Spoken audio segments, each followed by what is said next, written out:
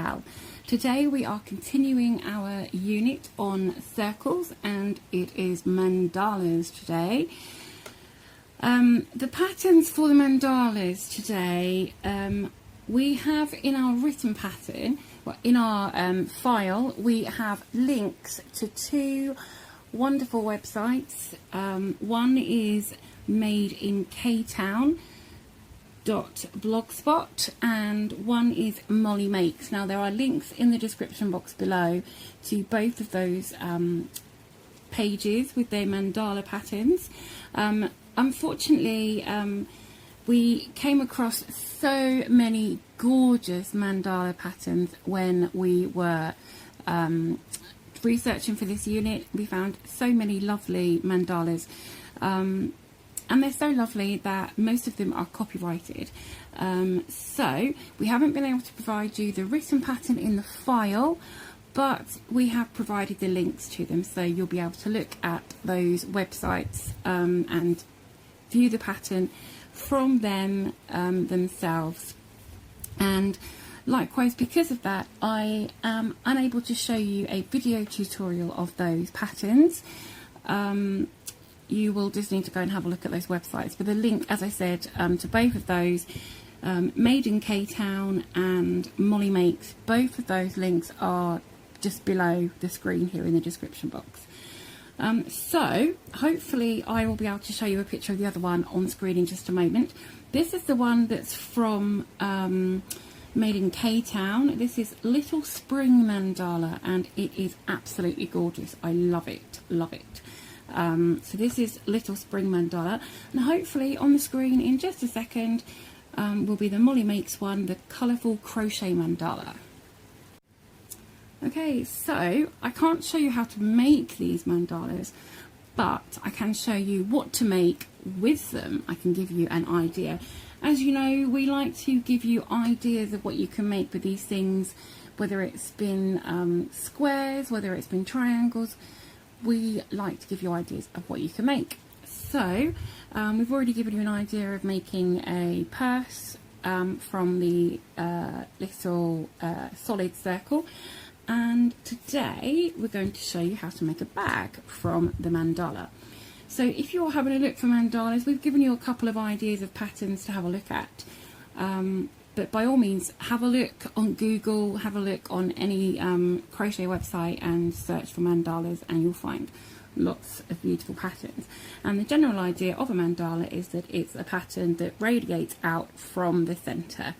So it radiates out from the center and is symmetrical. Mostly mandalas will be symmetrical, so you could separate it into sections and every section is exactly the same, and just gorgeous. I like that word. I've said it a few times and I'll probably say it a few more times before the video's out. Gorgeous. So if you are making a bag from a mandala, you want to find a mandala that is fairly solid and not too lacy, unless you want to line it. Now I'm not going to be showing you how to line a bag today. This one is fairly solid. There's a few gaps in the center, but I'm not going to have anything really tiny in this bag, so I don't mind really how it is. It's fairly closed in. There's not very many big gaps there, so you want to go for a design that's fairly solid if you're going to make a bag, unless you're going to line it, and then it can be as lacy and open as you like. So I've made two of these. Now if you see this stitch marker, the only reason that stitch marker is there is because when I was cutting my yarn, I accidentally snipped through some of the threads of yarn, so I just need to pop a dab of fabric glue on there later, just to make sure it doesn't all come unravelled. That would be a bit of a sorry state. That's just to remind me that. So we'll ignore that from now on. So what I've done is made two identical mandalas. Now you could make two different ones for the front and the back of your bag. Obviously you will need them the same size, but you could make two different patterns. You could make the same pattern but in different colours. I was going to alternate my colours and sort of do reverse colours on one to the other, but I decided I'm just going to keep it the same. I like to make things quirky and different, but today just staying with the same. So I've got these two, and they are exactly the same size, and I've done mine in some loops and threads capri yarn, which is a cotton nylon polyester mix. So loops and threads capri yarn. And this video is not sponsored by loops and threads. It is just what I happen to be using. So it's a cotton nylon polyester mix, so it will have quite a lot of durability with that cotton in it. You could make this in any yarn you like, and I use this. This is a number 4 weight yarn, I think, Aran worsted, and it's just a 5.5 to 6.5 millimeter. So I use a 5.5 millimeter hook with this, and it's about 8 inches, I believe. I don't have my ruler to hand, but I think it's about 8 inches. So that's how I've made this. This is what I've got, and let me show you how to make it into a bag. Okay, so when you come to fix these together, you have a few options.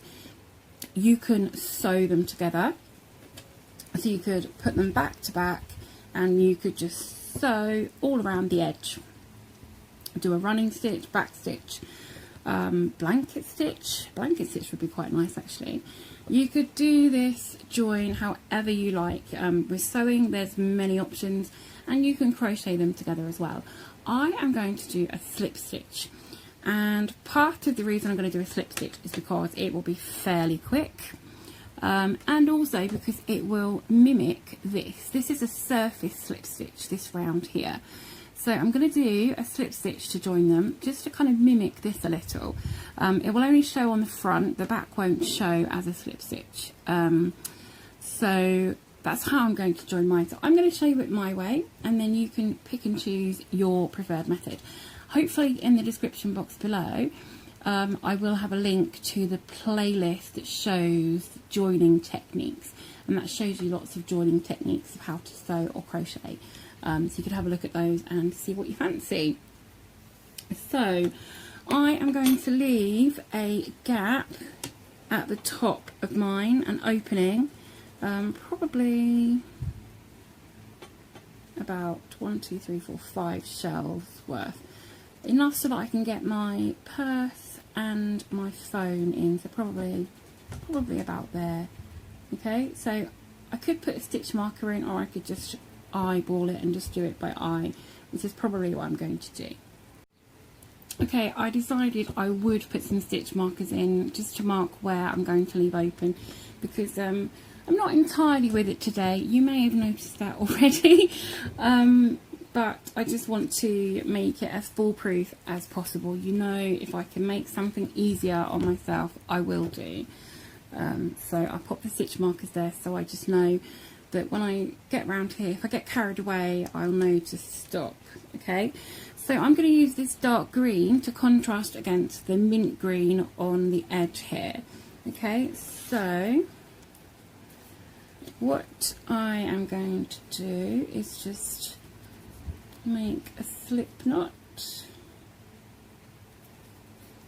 and then I'm going to work through both stitches. Now this was done over the post of the stitches, this chain, but I'm actually going to do it through the top of the stitches. Okay, so I'm just going to go through the very top of this first stitch, and then through the one behind, the one that lines up with the same stitch, and then I'm going to do a slip stitch to join. So I'm just starting my yarn off there, so that's not an official slip stitch for actually the joining, that's just to join the two pieces together. Okay, so then I'm going to go through the next stitch, through the next stitch on the back, yarn over and pull through, and then pull through, and it gives me this little loop on the front. Now it's very hard to see, but you'll see when I do a few more. Okay, so I'm going to go into the next stitch, and then the next stitch behind, yarn over, pull through, and pull through the stitch on the front. or that loop, sorry. So into the next stitch and the next one behind, yarn over, pull through and pull through that loop, and the next one and pull through. I'll just do a few more so that you can then see how it's working up on the front. Now the thing with this slip stitch is it will show and look like chains on the front, and on the back it will be a nice neat sort of running stitch type line. So I'll show you that in just a second. I'm just going through the stitches that line up. If I go through the whole stitch it would be better. Let me just do a couple more and then I will show you how this is looking. So you can see this is really not too time consuming.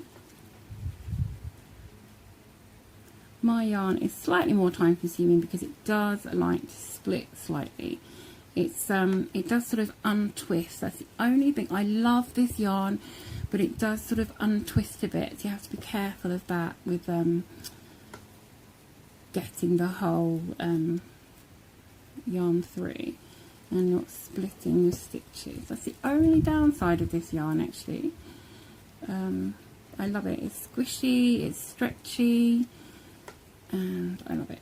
Okay, so let me show you. So if you look on top now, you can see these chains going around the shape of the scallop, so we're not losing any of this pretty scalloped edge. Let me just try and zoom in.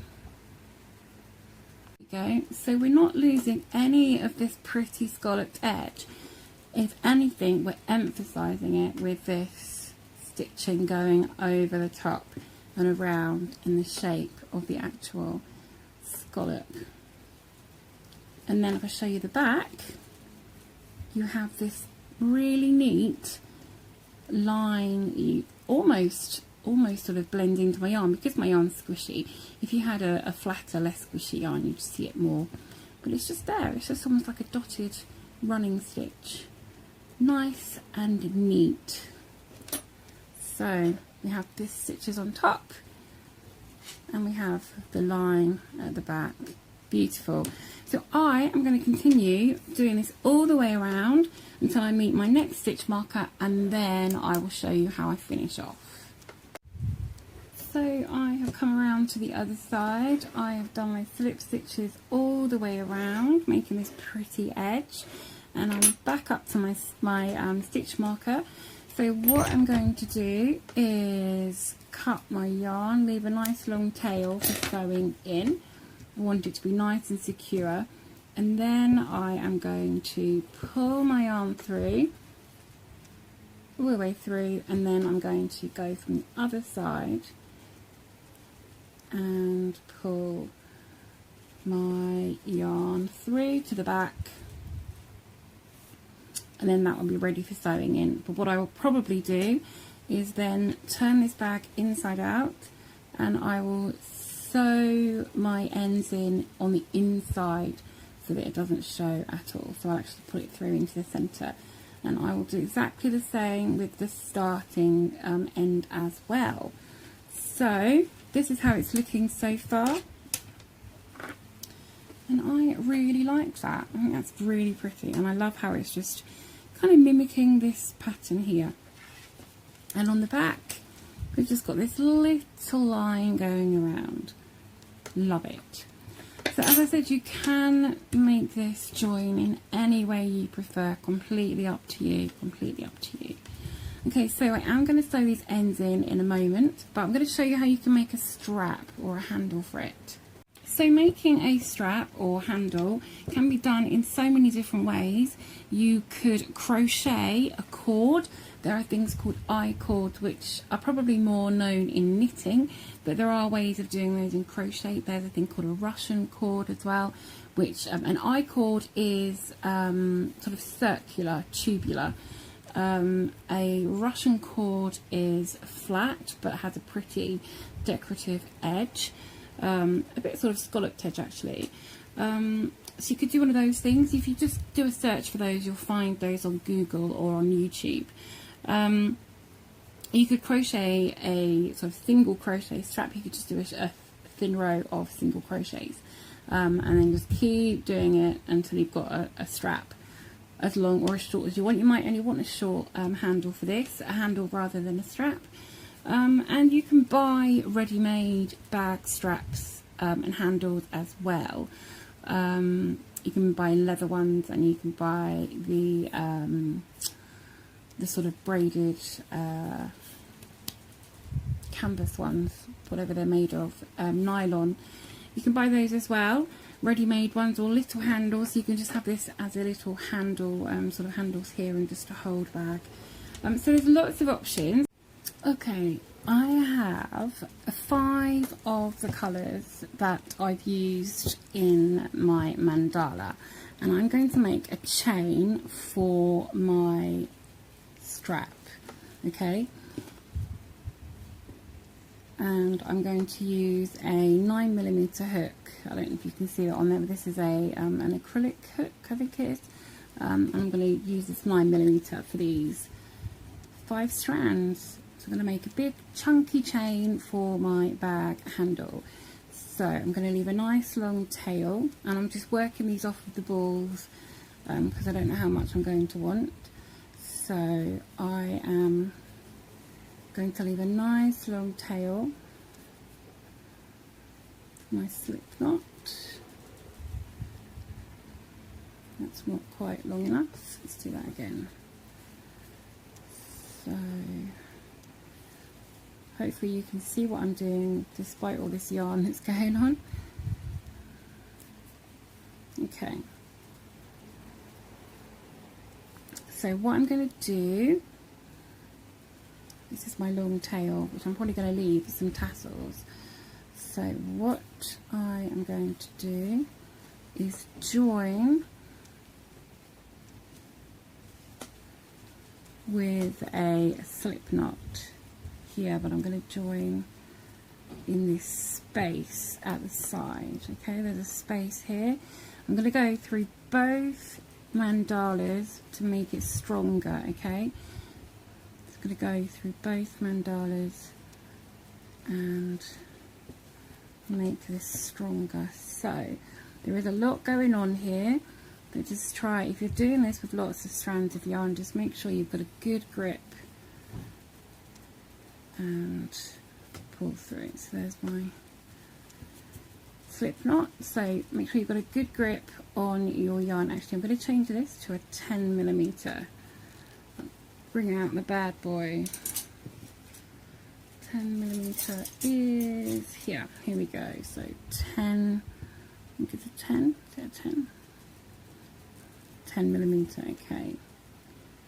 So all I'm going to do is hold on to these 5 strands of yarn, and I can get the yarn and not the tail. So let's separate the yarn and the tails. Where are we? Once we've got that sorted, we'll be fine. It's just the starting off may be tricky. So 1, 2, 3, 4 and 5. There we go. Okay. So I'm just literally going to chain a strap for as long as I need it. So let's get a hold of all of these pieces of yarn and do a nice chunky chain strap. So apologies for all that flapping about there with the yarn and the tails, but there's quite a lot of yarn going on here, so hopefully I can be excused. Look at those colours. How gorgeous is that? Love that. Okay, so I'm going to continue working up this big chunky chain, and then I will see you when I've done more of this and show you how I'm going to finish it at the other end. Okay, here I am with all this gorgeous, lovely chain of all, well, most of the colours that are in my mandala. And if you can see it, it looks like a unicorn tail. All these colours have mixed up as it's twisted around the hook, and it is just gorgeous. I love it. Now, because my yarn is quite stretchy, I've left it a fair bit shorter than I want the strap to be when I'm using the bag. I have measured it against a bag I have that I love the length of the strap so it can go across my body. But because when the weight of things in the bag and the stretchy strap, it will become the length I want. So I have stopped fairly short of what I need. If your yarn isn't quite as stretchy, then don't cut it too short, or it'll be too short for what you want it to be. But just bear in mind that it will stretch. Yarn will stretch unless you're using cotton, and then it won't stretch so much. Okay, so what I'm going to do is make sure this chain is all the right way, or the same way, should I say. I know it will probably twist as I use it, but I just want to make sure that it's all laying the same way. So here we go. Okay, all the same way. And then I'm going to do a slip stitch in this space here between these two like shells, if you like. And again, I'm going to go through both layers to give it more strength. Okay, so through both layers, pull this yarn through and through the loop on the hook, and then I'm going to pull that all the way through and pull that tight, nice and tight. Okay, and then I'm going to just bring that through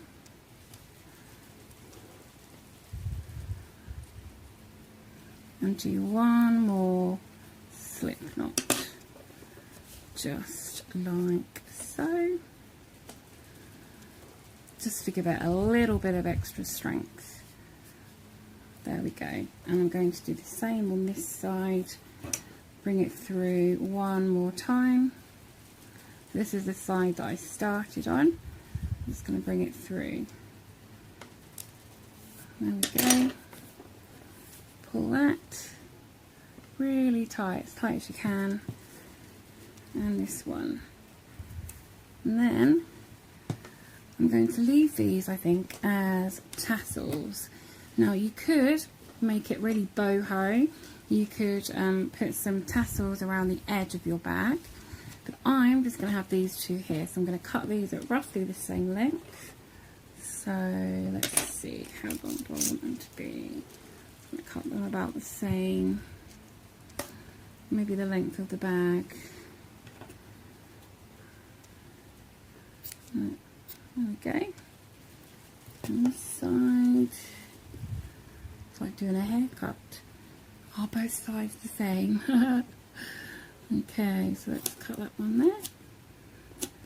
And if they annoy me too much, I can always cut them shorter. So let me clear all this rubbish out of the way and show you the finished result.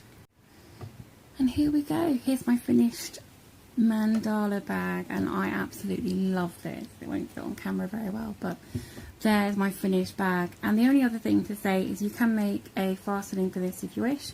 You could pop a button on and then do a chain on the back and have that as a chain loop if you wish, or you could use a bead, or you could just leave it open. I'm not sure whether I'm going to put a button on there or not entirely sure at the moment, but for now I love my bag just as it is. Love it. You could sew a little popper on as well, or a magnetic fastening as well.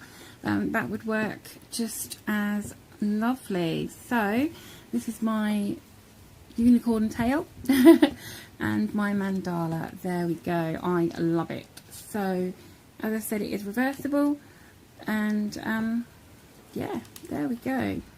Nice and simple, but very, very effective. Go check out those two web pages that I told you about for the mandala patterns, and they are gorgeous. Go and have a look and see what you fancy making. Have a Google as well, and yeah, see what you fancy making. And mandalas, of course, for many other things other than bags, but this is just one thing we thought would be great to make with them. So yeah, as always, if you found this tutorial useful and helpful, I know I've waffled on a bit today, but I hope you found it useful anyway. If you have, then please click that like button, give us a thumbs up, it's much appreciated. And show us your photos in the group, Facebook group, or on Instagram, #BeyondTheCow. And until next time, just keep hooking and don't let your tea get cold.